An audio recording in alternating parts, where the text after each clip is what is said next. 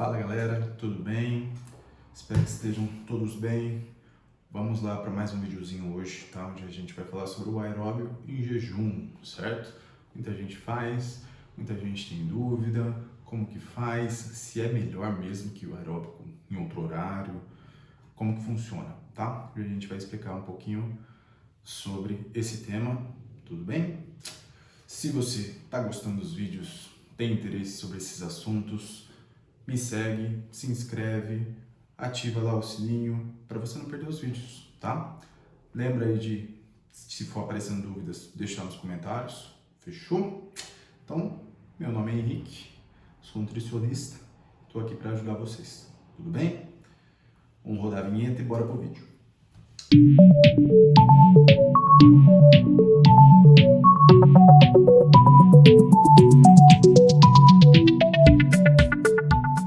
O tema de hoje é aeróbio em jejum. O que é o aeróbio em jejum, né? Primeiramente, é você fazer alguma atividade aeróbica, que consiste, por exemplo, em caminhar, uma corridinha, uma bike, ou às vezes na academia, por exemplo, uma escadaria, um elíptico, uma natação, ou algum esporte também de endurance. Essas modalidades, certo? Então não envolve um treinamento ali de força, que já é um treinamento anaeróbio, é um treinamento aeróbio que a gente vai estar conversando, tá? Então é quando a gente faz, você vê, por exemplo, a pessoa postando lá, fazer o aeróbico em jejum.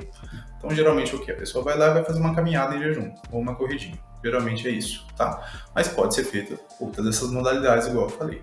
O que acontece no aeróbico de jejum? Quando a gente faz ele em jejum, a gente usa um pouquinho mais de gordura do que se eu fizesse em outro horário. Então eu vou estar usando mais gordura. Nossa, então eu estou usando mais gordura, então eu vou emagrecer mais. Calma, certo?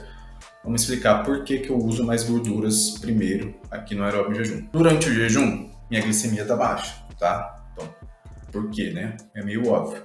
A gente comeu no outro dia à noite. Então, por exemplo, jantei ou fiz minha ceia umas 10 da noite. Vou fazer meu aeróbio de jejum às 6 da manhã do outro dia. Das 10 da noite às 6 da manhã, minha glicemia vai aos poucos caindo, né? Porque eu tô todas essas horas sem comer. E por que a gente prioriza o uso de gorduras no aeróbio que eu vou fazer ali na manhã? Minha glicemia está baixa.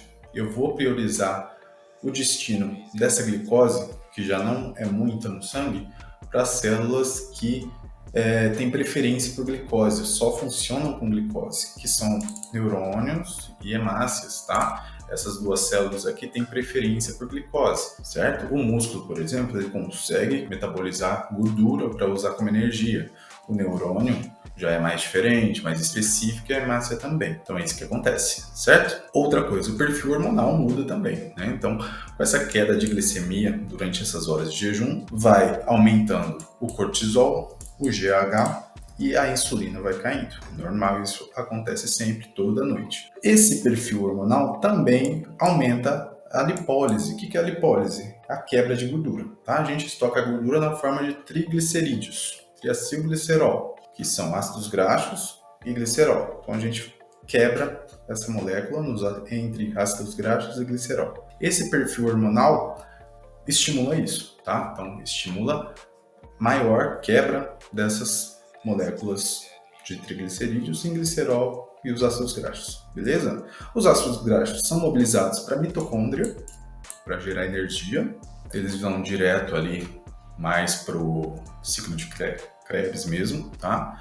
Já vai cair em acetil-CoA, claro que tem várias vias ali antes disso. E o glicerol ele é encaminhado geralmente por fígado, tá? Lá ele é convertido em glicose e aí tem a glicólise, vai a via toda energética depois, né? Glicólise, ciclo de Krebs, fosforilação oxidativa.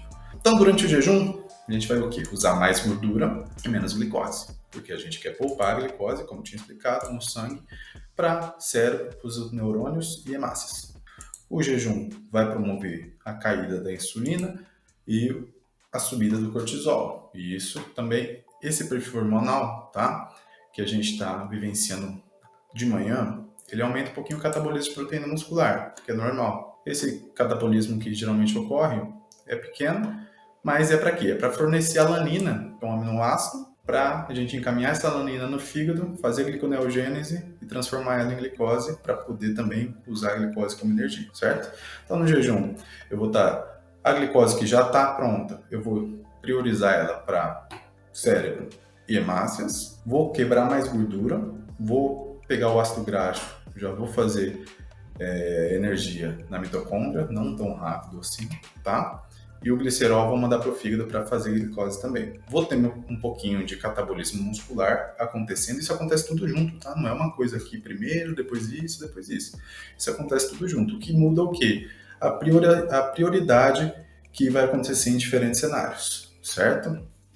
Isso está acontecendo tudo junto. Então também tem o perfil aqui da insulina e o cortisol. Insulina baixa, cortisol alto. Vai ter um pouquinho de catabolismo muscular de proteína. Para quê? Para fornecer aminoácido. Para o aminoácido e no fígado a gente fazer gliconeogênese para virar glicose. O aeróbico, então, em jejum, a gente viu que realmente vai usar mais gordura, mas isso não significa que vai emagrecer mais, tudo bem? Por quê?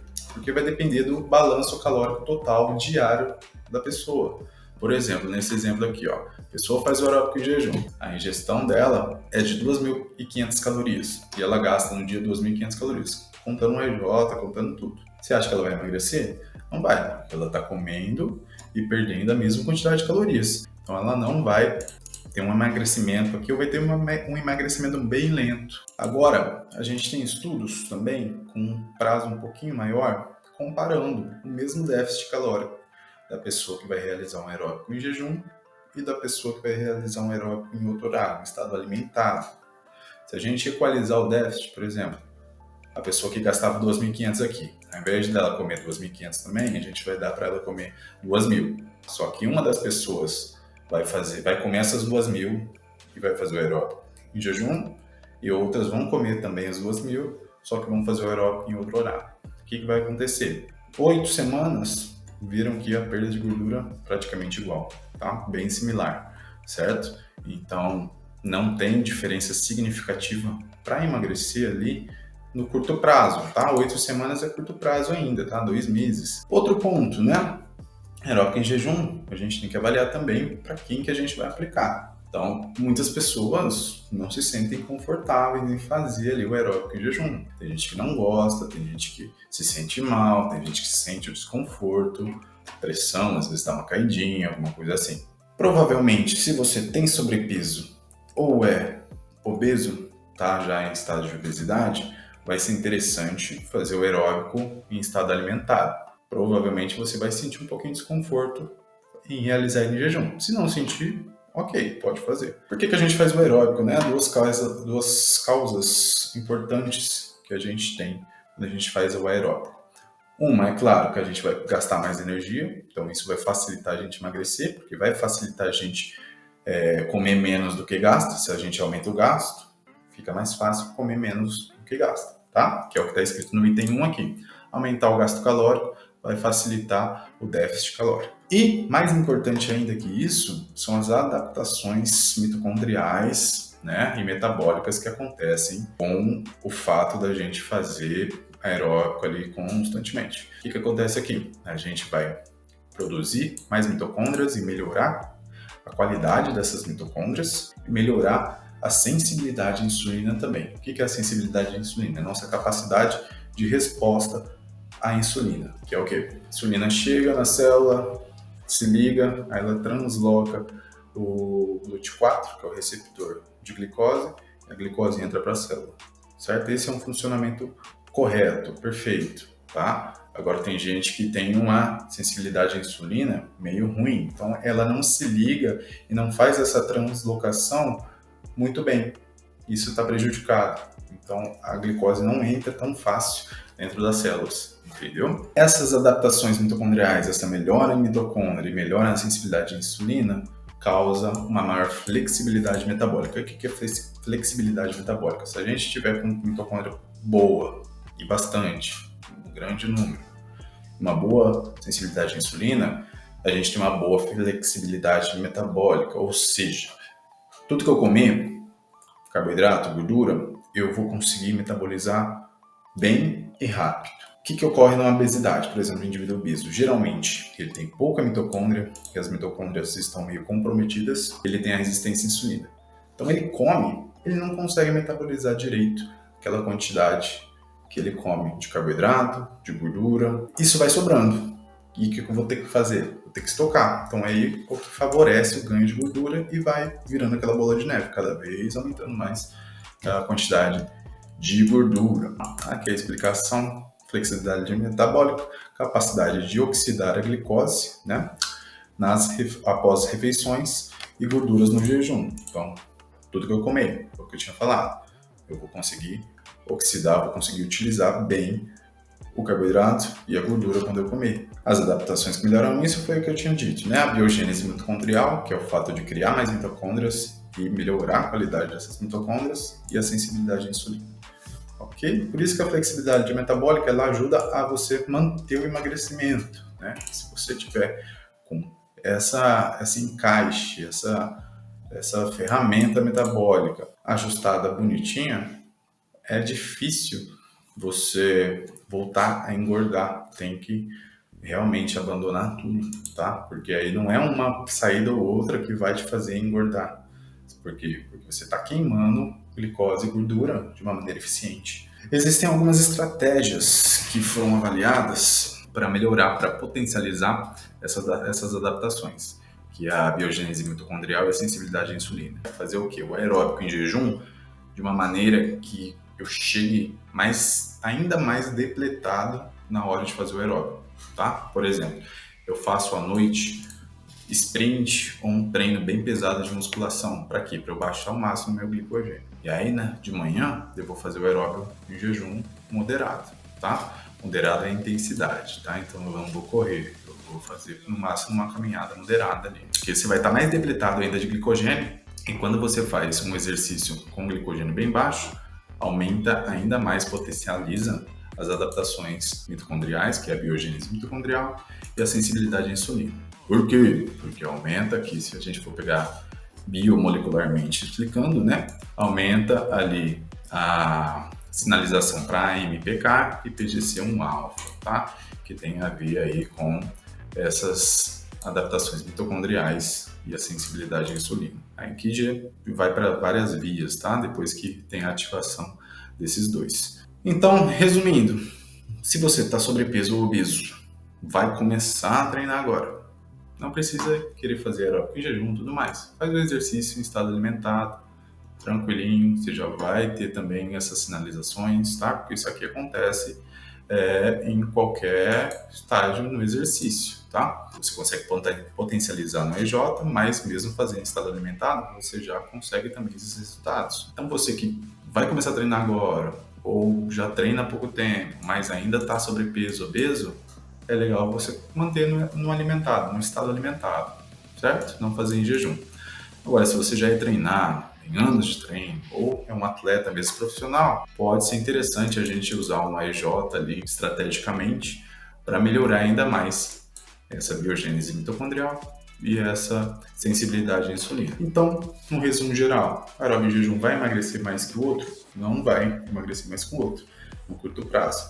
No longo prazo, pode ser uma estratégia interessante para aumentar aqui as adaptações mitocondriais, a biogênese mitocondrial e a sensibilidade à insulina. Não precisa ficar fazendo para sempre o aeróbio em jejum também, dá para a gente fazer ciclos, né, com esse treino. Então, galera, era isso que eu queria explicar hoje, tá? Eu, por exemplo, atualmente estou fazendo aeróbio em jejum, estou numa fase de emagrecimento, então faço meu aeróbio em jejum, geralmente das 6 às 7 da manhã, 6h30, 7h30 ali. Só tomo um café preto antes de ir. E meu treino ali é no começo da tarde, umas 2 horas da tarde atualmente. Mas eu não faço esse esquema de abaixar totalmente o glicogênio na última refeição à noite, tá? Minha refeição à noite é até uma das que tem um pouquinho mais de carbo, mas é mais pela parte comportamental, tá? Não é nenhuma estratégia metabólica minha. É porque eu gosto de comer um pouquinho mais à noite ali. Me deixa melhor do que se eu comesse menos à noite e mais no almoço, por exemplo. Então fica aí a dica. Se você já é treinado, quiser fazer aeróbio em jejum, é bem bacana a longo prazo ou em períodos específicos colocar ele assim. Se você está sobrepeso ou obeso, pode começar a fazer alimentado mais para frente. Você pode começar a tentar fazer em jejum e tudo mais. Se for um caso de só tem esse horário para treinar ou para fazer o aeróbico, Pô, só tem às 6 da manhã.